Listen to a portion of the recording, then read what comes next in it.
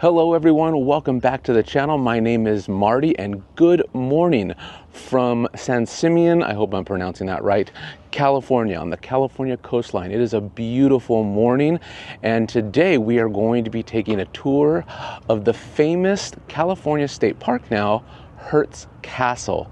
This castle I haven't been to in a long time. We took the motorcycle up here with the group. We're having a wonderful time. And this castle is amazing. Built between 1919 and 1947. Long construction. This twin tower castle is spectacular. We have booked a tour of the upstairs part of the mansion castle. And I don't think I've ever been up there. Lots of tours that you can do here. You can do the great room. There's so many different parts of the castle to see. You can book your tour, go onto the California State website and book your tour. I believe our tour was $35 a person, so it's not expensive. I got our group right here of our motorcycles riding in right now to meet us here. This is the Indian Motorcycle Group of Orange County. Woohoo! Coming in strong.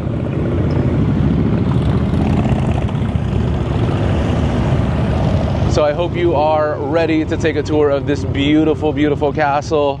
Enjoy it. Afterwards, we're even going to take a look at some elephant seals along the coast. It's going to be an amazing day. I hope you're ready. I know I am. Wifey, are you ready?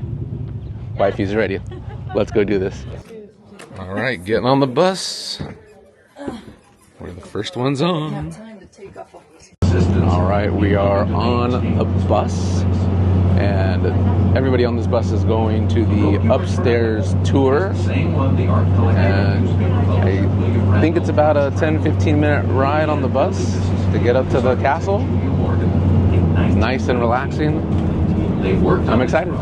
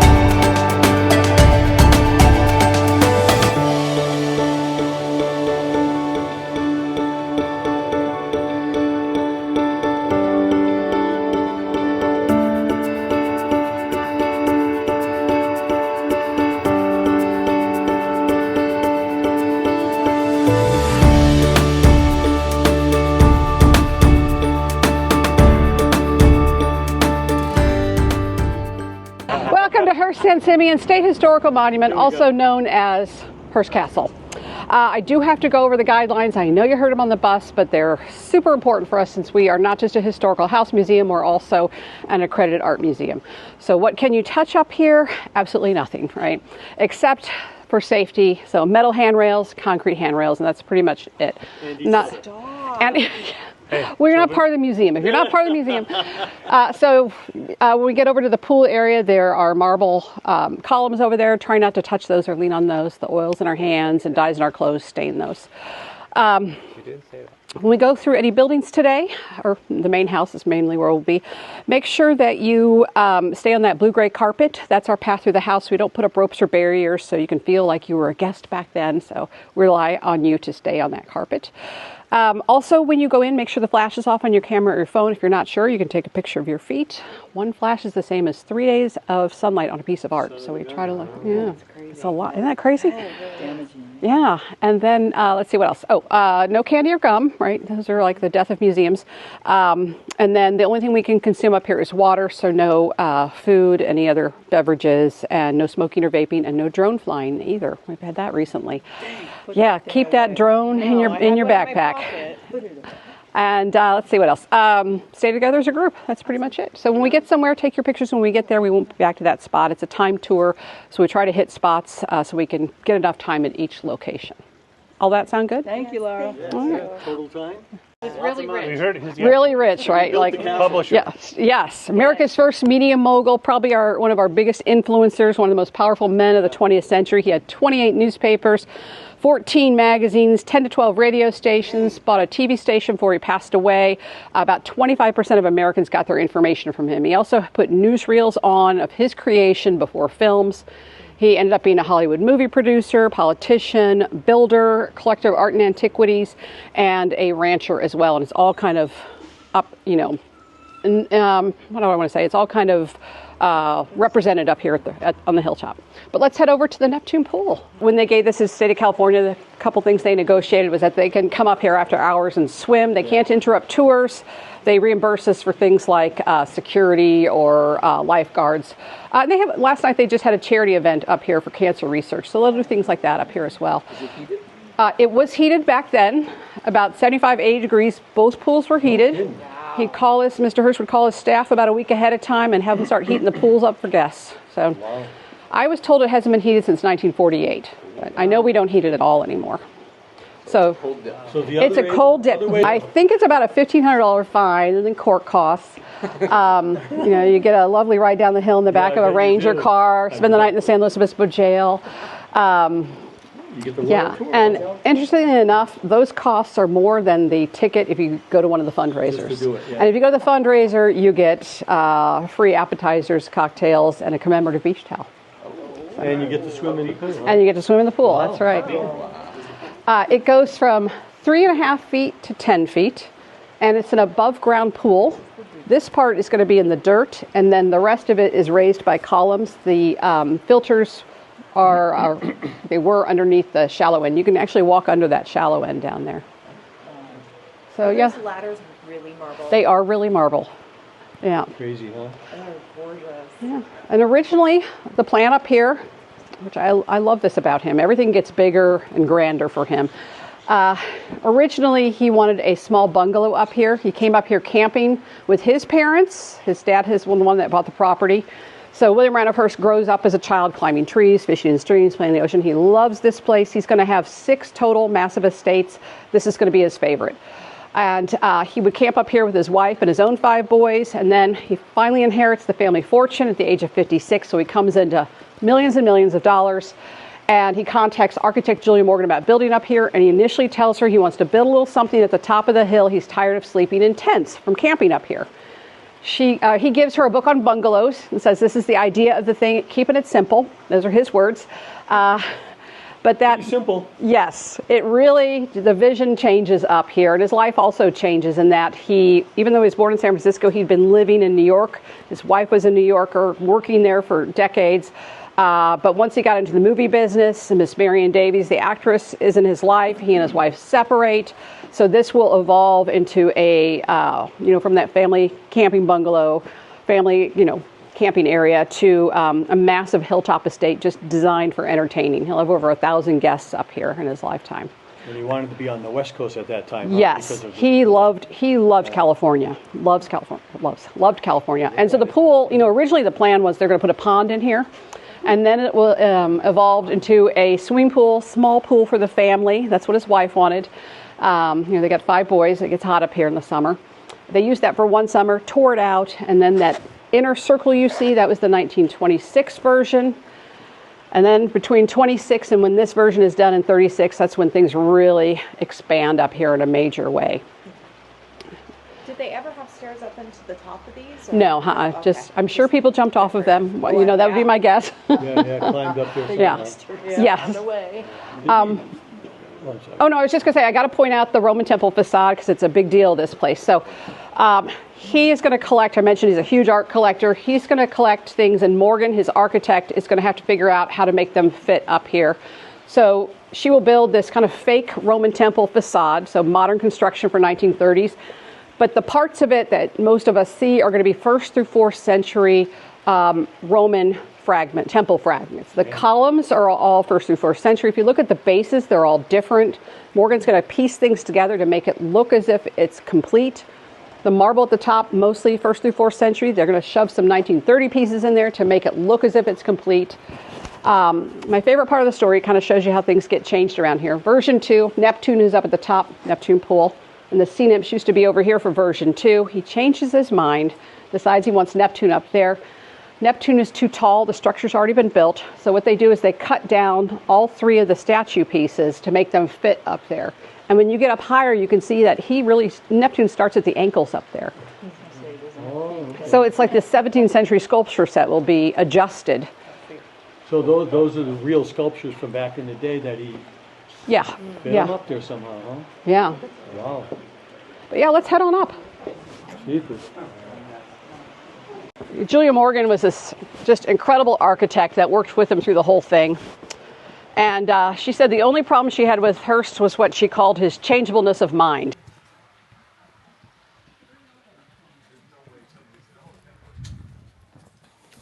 And they said the earthquake standards here were as high as they are in current day Los Angeles.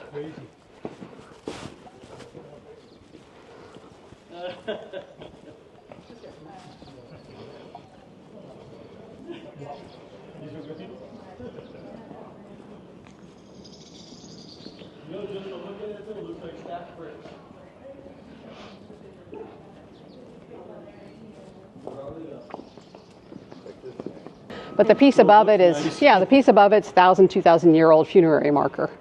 All right, we're going to head upstairs to our first suite, the Doge suite. It was kind of like the cream of the crop, the best of the best suite. First one finished in 26 for this building.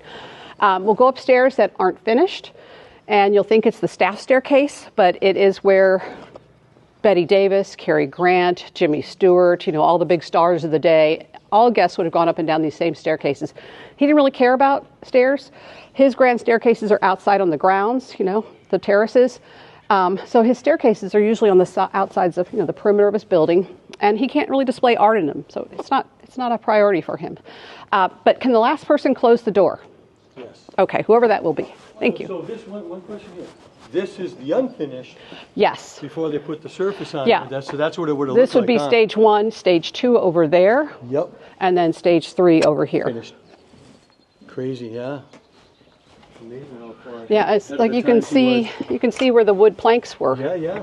The forms.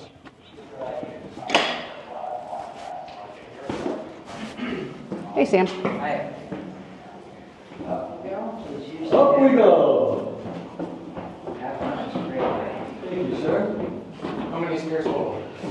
I want to say 390. 390 stairs. 390. We know what's on the website isn't accurate. It's about 30 or 40 stairs off, I think. Right? It feels like we're going up one of the towers. And then it's kind of just fully finished right here. There's the line. Back down. This is fully finished.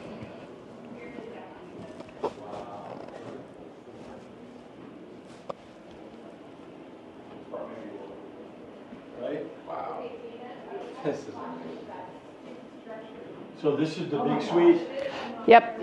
This is kind of one of the It's funny how back best in of the day, best. Nowadays they'd make it even more. I mean, not as beautiful, Yeah. but Be larger. more large. Everything was smaller back then. just like our hotel. Like the size of the bed. Yeah, the beds are all these antique beds, so they're all going to be kind of tiny. That would be considered like maybe a queen size or something, or maybe even below that. Probably, yeah. Short people, that's for sure. Yeah. So there was one actress said that if you got to stay in the suite, the Doge suite, that means you made it. You really made it if Mr. Hearst had you staying in here. And as a guest, you get to sleep under an 18th century Venetian ceiling on a 17th century Venetian bed next to a 16th century Italian dresser. So he's collecting all these things. He starts out at age 10 as a collector with Roman coins and prayer cards. If you think about what we collected, like I collected rocks and maybe still do. Yeah, right. He's collecting, prayer cards, right? But he'll, start collecting Italian or any kind of ceiling, antique ceilings. And this is after World War I. Europe's been destroyed, so people are selling off parts of their estates. Churches are, rebuilding. He's going to get a lot of architectural salvage pieces. And in this case, this ceiling was twice as large. So Morgan will cut it in half and use the other half in another bedroom. So he and Morgan will figure out where they're going to put these things together. Sometimes he'll purchase specific things like fireplaces for a specific room. But a lot of the time it's the two of them working, figuring out where things are going to go. She's also the interior designer. So she will take things like over here, the bed, altarpiece from a church. They will hang it as if it's a painting, because it is a piece of art. Yeah. On the wall over here, you'll see these throughout the house. It's called a chasuble. It's a priest's vest, but they'll hang it like it's a painting. And then to give you an idea of how things kind of get put together up here, the bathroom door over there is a sacristy door. He purchased 2 of these. But they need 6 doors for the room. So what will happen is Morgan and her craftsmen, she's got amazing artisans that work for her. She's also an artist. They will design additional doors, and you really can't tell the difference between the antique door and the one that's made in the 1920s. Match the times. Right. Yeah. Everything is painted, distressed. They will distress beams of things. The perimeter around the room is cast plaster to match the original ceiling, and it just looks like it's part of the ceiling. He wants things to have a harmonious whole up here, look like they all kind of go together. The columns, same with the columns by the door over here. Those are the antique parts. She's got these father-son team, the Vanderloos, that craftsmen that will make latex molds of things. They make copies, so the ones around the bathroom door and the window, those are the copies. And you just can't tell the difference. It's just that the craft work is incredible up here. And then I'll just show you a couple fun things. The bed, you guys probably can't see it yet, but on the end of the bed over here, there's these knobs. Yeah. So in these old antique beds, they would have ropes that would crisscross to hold the mattresses up. So when the ropes would start to sag, the mattress would sag, and you could turn those to tighten up the ropes, and that's where that expression "sleep tight" comes from. Oh, isn't that no fun? way. I love that. yeah, that's cool. I did not know that. Anybody Italian in here? No Italians? All right, well, Italians made some crazy things. So the dresser over here, I think, is particularly interesting. Most things he buys, he's going to buy furniture is the biggest thing. And he buys things that tell stories, things that are unique. And we like to call this one the murder dresser because there's figures being murdered on these, they call them little bambochis. Like there is a baby with a man holding a sword to him. Someone on the other side's being bludgeoned. It's just a fascinating piece. Yeah, exactly. A masochist's dream. Yeah. This is jade. That I think is quartz. And the woodwork, is this all hand done woodwork? Yeah, this is a 17th century bed, and the bed is unique in that the post, the headboard, the post, and the footboard are from 3 different beds that are put together. Oh, wow. And he actually purchases it that way. Wow. You'll find antique dealers still do that today, where they'll kind of put things together and make it look as if it's all the same. Let's head into the sitting room. So you usually have a sitting room with bedrooms on each side. Guests always get their own bathroom up here. Originally, in the cottages, they had guests sharing, and Mrs. Hearst is the one that said, people that don't know each other don't want to share a bathroom. So she had them all split into 2. So that's kind of continues on, except in the family cottage where she said family can share a bathroom. But in the rest of the house, you get your own bathroom no matter what. And then the sitting room is where you might mix with other people. In some cases, it might be a husband in a bedroom and a wife in another bedroom, that Victorian old-fashioned style. And then if they had a lot of guests, then you'd have a couple here. They get to know each other in the sitting room. Closets are generally out in the hall so that staff can change out your clothing while you're asleep. And if you're a guest up here, you get assigned a staff member when you arrive, almost like a social secretary. They'll let you know when any special events are happening, and if you need to borrow something, tennis attire, riding clothes, cocktail dress, it's all provided.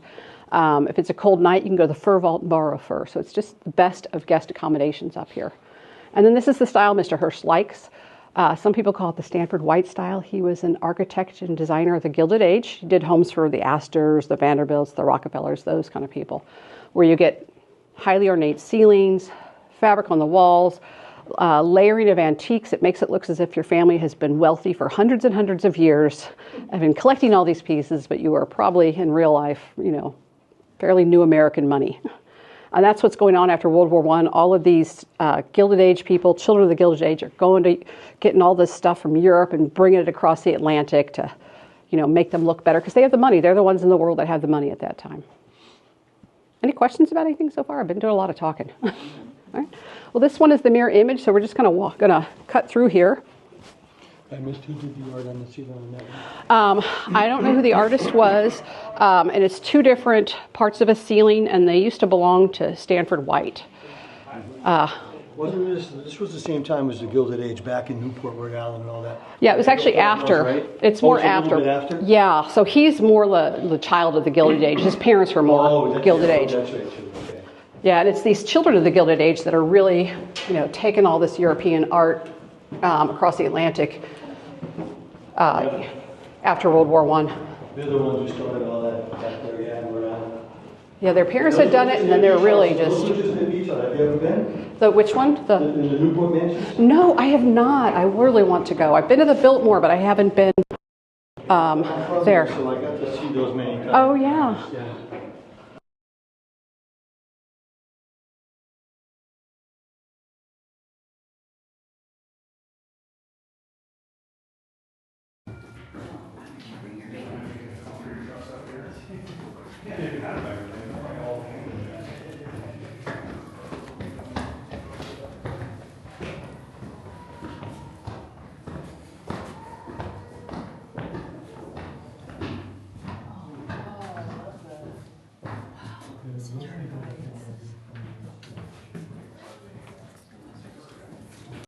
So these bedrooms are called the Cloister Bedrooms.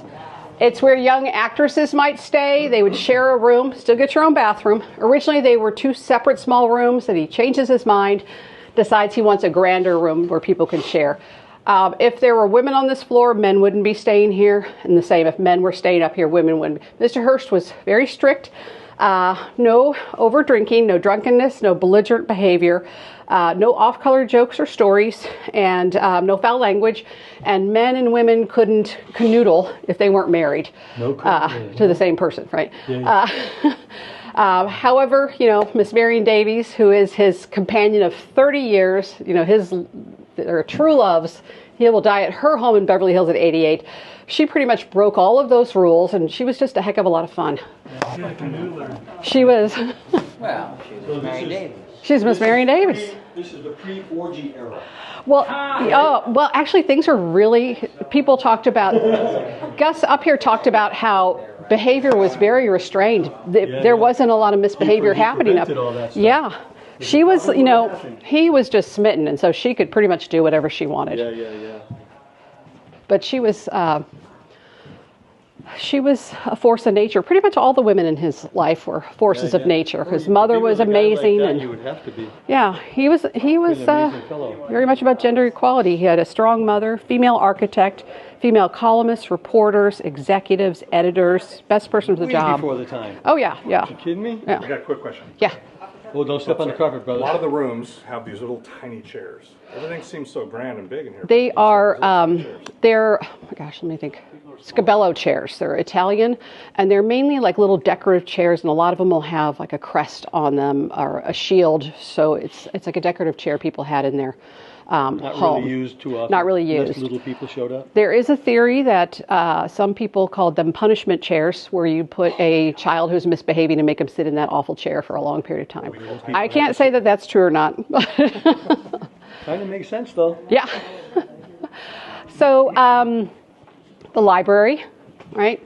Said to be a very popular room, warm and cozy, like a second living room on the estate. And there was a man named Newton who wrote a book on book collecting that was wildly popular back then. He sounds exciting. He tells a story of someone knocking on his door one day and said, "Oh, do you want to go hiking? You want to go swimming? You want to play tennis? Go down to the beach?" And he said, "Absolutely not." And he said, "I wandered the castle, palace, call it what you will, all names apply, until I found my favorite room, the library." So he hung out in here a lot, and he said Hearst collection was like the collection of a country gentleman, assortment of topics in here.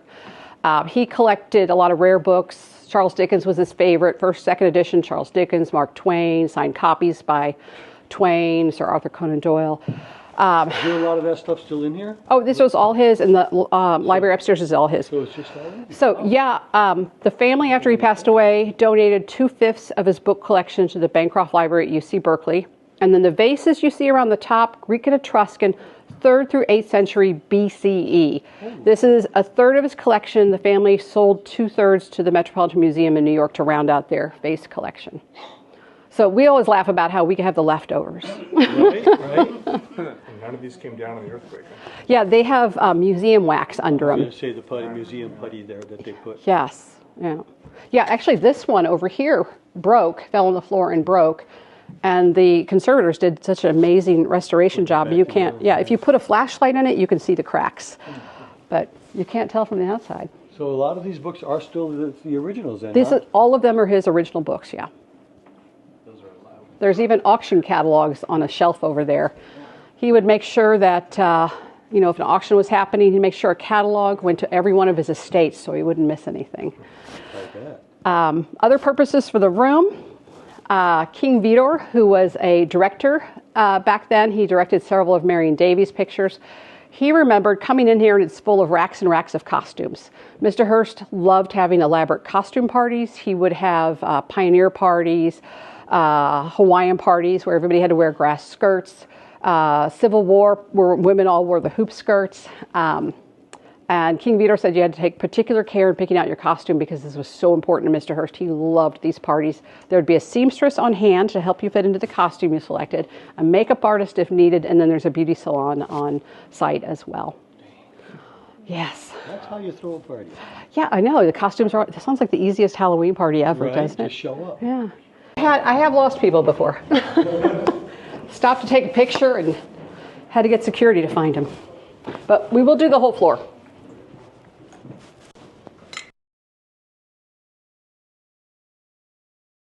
Yes, and we'll start in Hurst Bedroom. You can head on in there and check out his clothes in the closet. Those are his clothes donated by the family.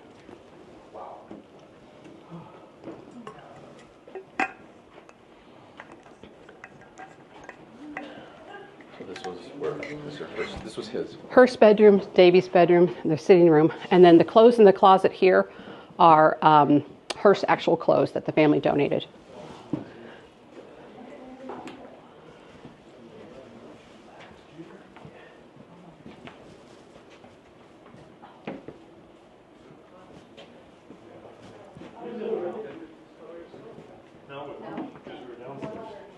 Liked fireplaces.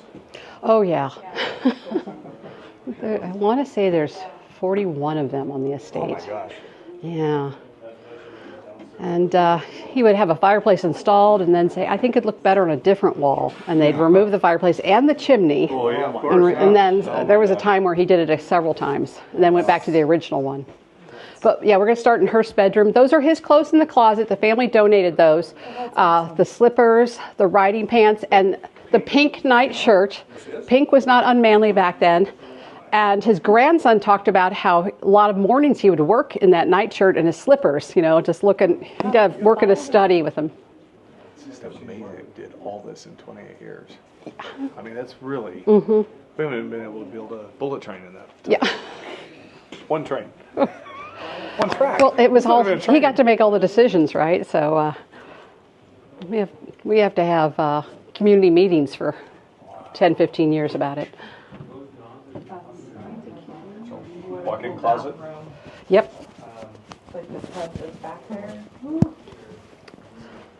Again, if you want information about his room, I can tell you about some of the things in here if you're interested.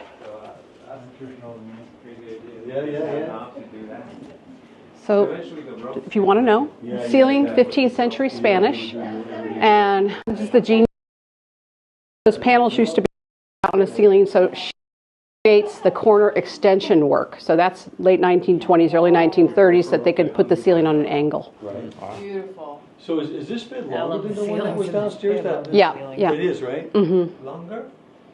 Told you. And there's his It is a father. little bit. The other one was a little bit Okay, more and the studied. lamps are just insane. The lamps, really interesting. These, they're candle stands, and the ones in the other room I'll show you in a moment are 15th, 16th century candle stands. They convert them to electric lighting.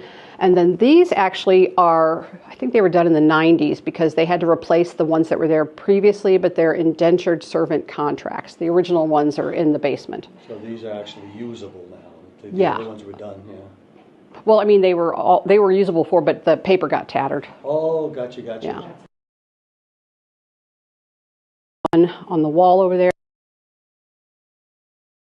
from the Duccio workshop. It used to be on his dresser.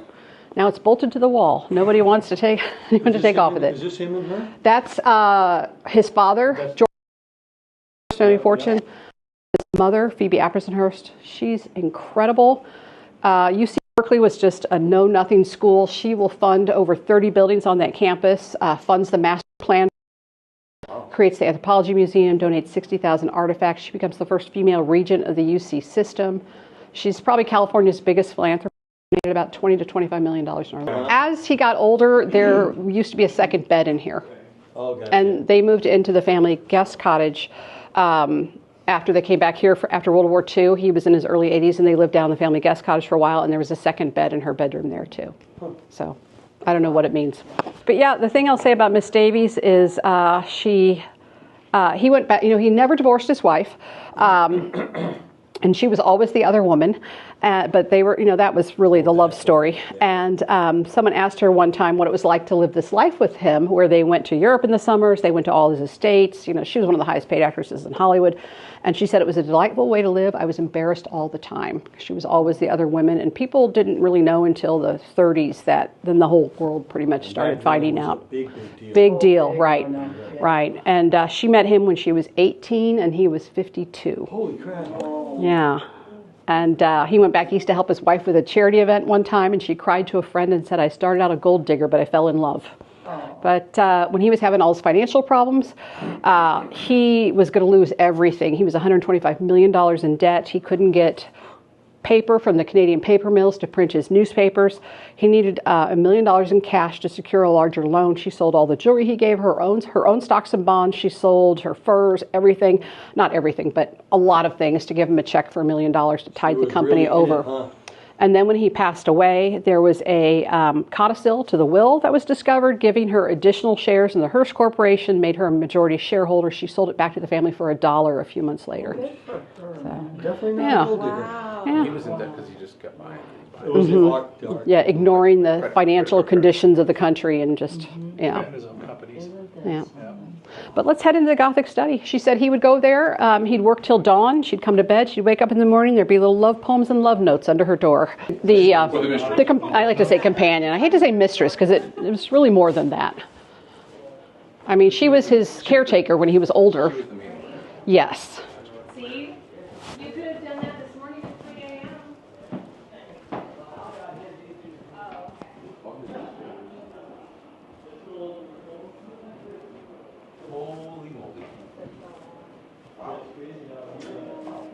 It's a nice little home office.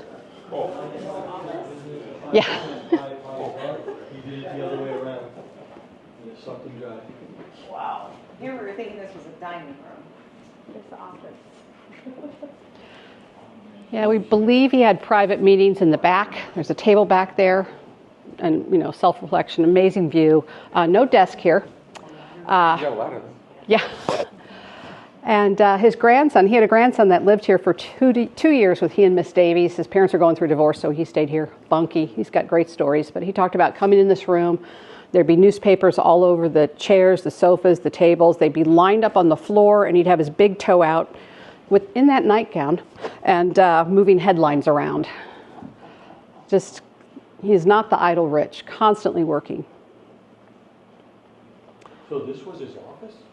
He would, of the guests he'd bring up here, he'd also bring, his columnists and executives up here, editors, because he's having all these people in. He would bring people in that had amazing stories to tell. So they're all kind of networking, getting information to go in future newspapers, magazines, maybe for a movie script.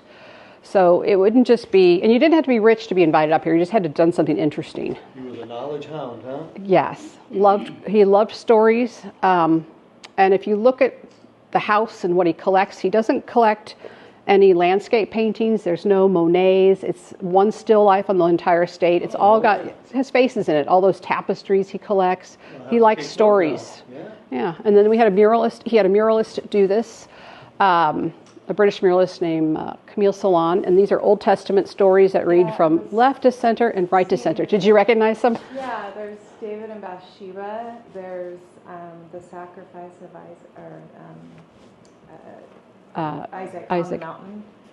I was trying to figure out what I guess that's leading him up the mountain. He was a religious man. He liked Renaissance art, which the Catholic Church commissions Renaissance art during that time period. And they're spreading their message. All his original furniture? All his original furniture. The books are our living history collection to display what he liked, like Jack London, like Charles Dickens. It just seems smaller than the ones that Amazing. Yeah, the furniture was a little small. And then, It all tells the story, huh? you know, throughout all these rooms, you see all these antique chairs. But for guests, did I mention this? I can't remember if I mentioned about overstuffed couches and chairs from Barker Brothers Furniture Store in Los Angeles. So for comfort for the guests. But you still get antique chairs. They were new in the day, but now they're antiques. Yeah.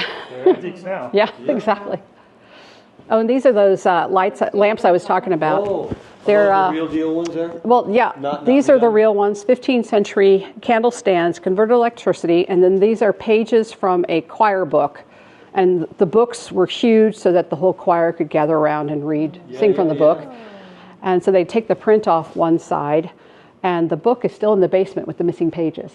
Oh, wow. all of the stuff we see in gold, is this real gold? Is this like gold plated? A lot of these things, like the plates, are going to be brass chargers. Some of them are gold plated. If you see things that, like the Madonna and Child up there, that's going to be gold. Most everything that you see that looks like gold is gold, not solid gold, but the gold leaf, right? Gold leaf. Right. No fake stuff here, huh? Nope. Now, what about the books in this room compared Same to as- the library? same as- Just an these are all his extension? books. Just the extension of that, huh? There's all kinds of famous signed books in this too? Yeah. Did you say where the ceiling came from? These are concrete arches with modern Camille Salon did the murals on them. The in-between parts, they call that the ribbing. That's the antique part, and that is 15th century Spanish. Most everything will be 15th or 16th century because the Renaissance time period is what he likes. Okay. And then this used to be a flat ceiling storeroom, and Morgan literally raises the roof in here because she knows he loves these arches. There's 4 different tours that take you on almost all of the estate. There's some parts that are converted into offices that were staff bedrooms, that kind of Senior thing. people back then. Not quite as tall. And not quite as tall. Wow. What is this room? This is the bathroom and the closet for the suites up above.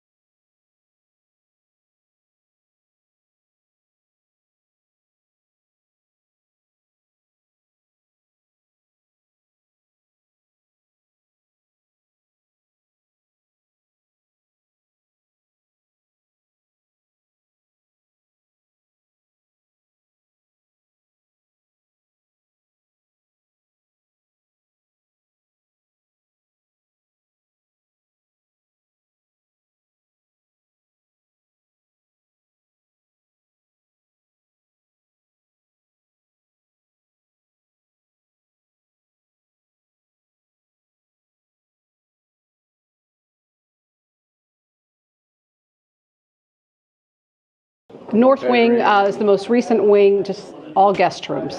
It's kind of like the entertainment wing, the billiard room, the movie theater, and then upstairs are all the guest rooms. He just needed more and more guest rooms all the time. But people can't tour it. You can. It's on Designing the Dream. It's a different tour. Okay. Yeah, it's interesting because Morgan's not around as much, so things aren't as symmetrical. And then it's more 1930s, 1940s design. But again, All right, your last one, and one above us, and then two on the other side. Yeah, a little tiny stairway. I love that there's just a rope to guide you. Yeah, we always talk about it's probably disintegrate if you touch it. Yeah, but you know, as a guest, you still get your sitting room, your private bathroom, your closets out in the hall, and bedroom area up above. So this is about the time in the tour where during or at the beginning of World War II, chill for a moment, sit, there was a Japanese submarine sank a Union oil tanker off the coast out here. Hearst was worried about the house being shelled, so he closed down the house. The ranch was still operating, but he and Miss Davies went to his estate in Northern California and stayed there during World War II. When they came back, he was a lot older, and that's when they moved down to the family guest cottage. So they had fewer guests, so a lot of his staff got to stay in some of these rooms, those Cloister Bedrooms with the two twin beds. That's where housekeeping staff would stay. His private secretary and his wife would stay in, the duplex. All of this gold, so much gold. By all accounts, treated his staff pretty well, paid well. It was a remote area. Great food. They got to watch movies in the movie theater. The household staff got to watch them with the guests. So if you were a dishwasher, you might be seeing Greta Garbo in the front of the theater. And then they also got to swim in the indoor room pool. That's where we're headed right now. There was his Marion Davies' niece said that there was one weekend where so many people pulled pranks up here all the time, like Charlie Chaplin would jump out of the sarcophagi. But one weekend where there's so many pranks pulled, Mr. Hearst was livid. He sent everybody home, kicked everybody off the hilltop except family. And you just have to be here in person to really take it in and appreciate what it is and stepping back into history. And the views that's grand are rooms. Absolutely stunning. It's so beautiful. You can even see the ocean from up here. We couldn't have asked for a more gorgeous day. It was just perfect.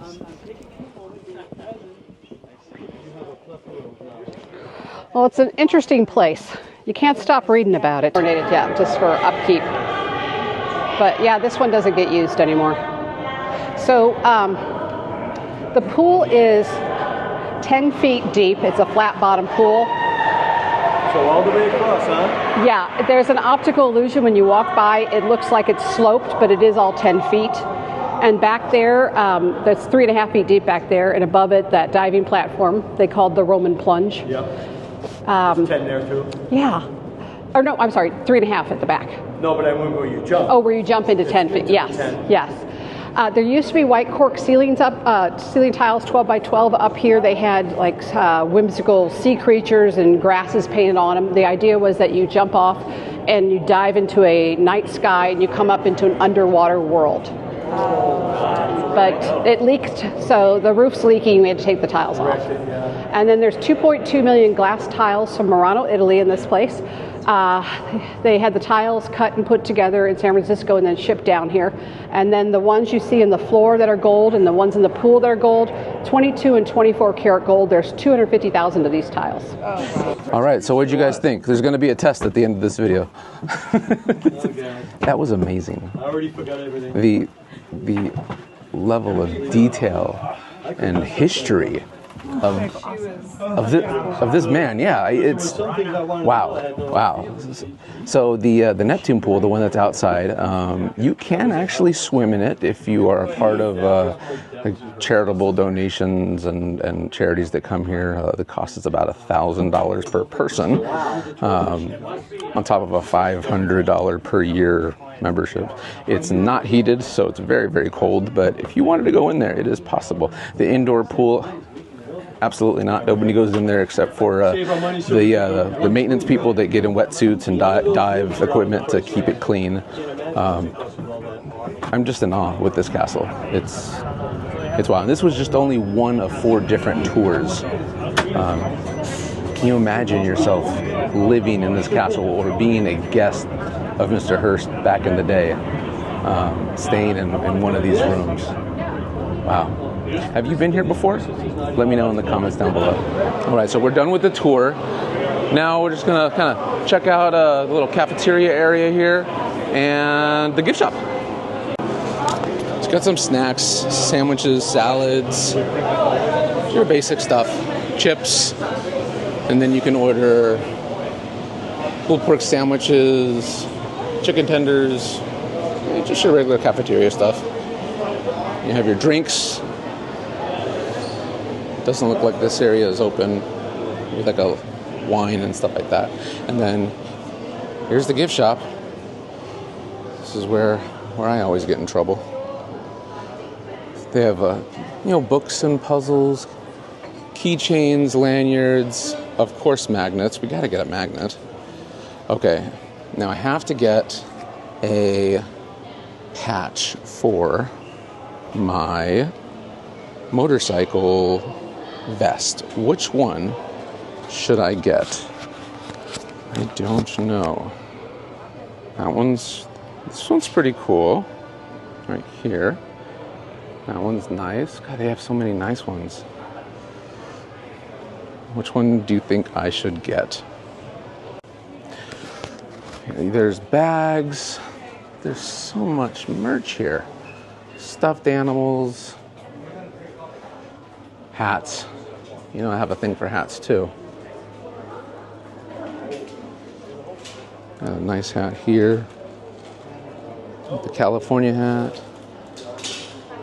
I have so many hats at home though. That's kind of a cool one right there.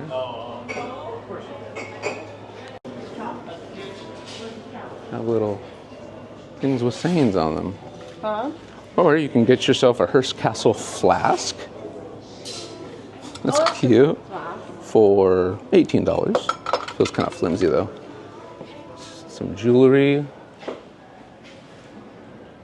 Even have like a Christmas section. You can get ornaments. These are beautiful. Some of these replica pieces of what they had in the castle. These are amazing. The originals are just like wow. And they're just in pristine condition. This is really nice. Looks like the Turkish lamps. Got some more shirts. This is a nice shirt right here. California shirt. What do you think? What do you guys think? What sort of souvenir would you buy? Oh, this is kind of cool right here. This little lion. A little Hearst Castle lion. I like that. Where would I put this? No idea. Got tumblers. You name it, they got it. All right, we've reached the elephant seals. Haven't seen these big guys in a long time. Let's go check them out. Bring it on. Look at these big guys.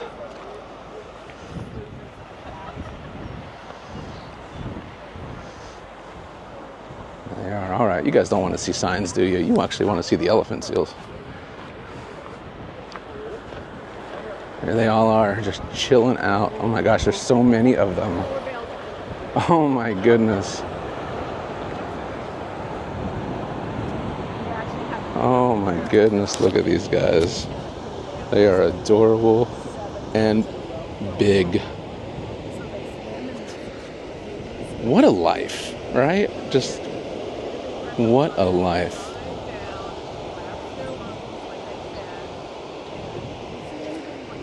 Look at this one.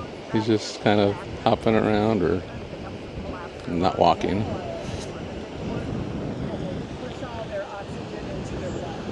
Amazing creatures. Weigh over 1,000 pounds.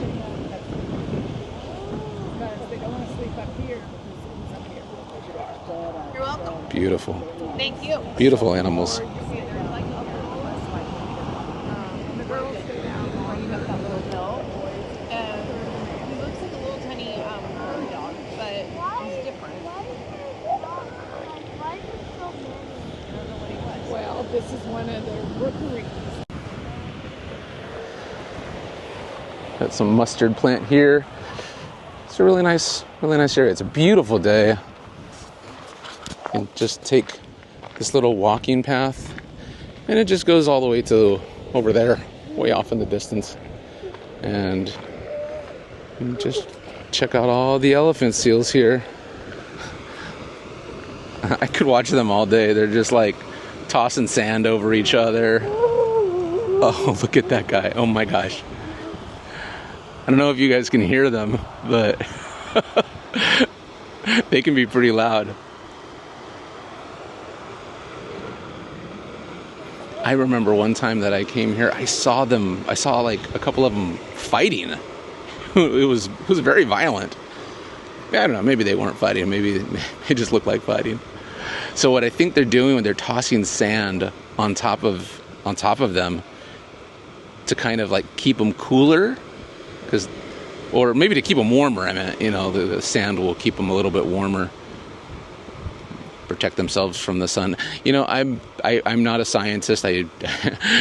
My specialty is not marine biology. So if you actually know some interesting facts about the elephant seals, drop some comments down below. I'd love to hear what you guys have to say and know about these amazing creatures.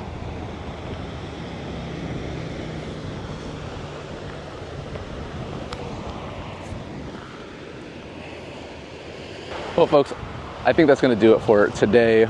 We got an amazing tour of the Hearst Castle.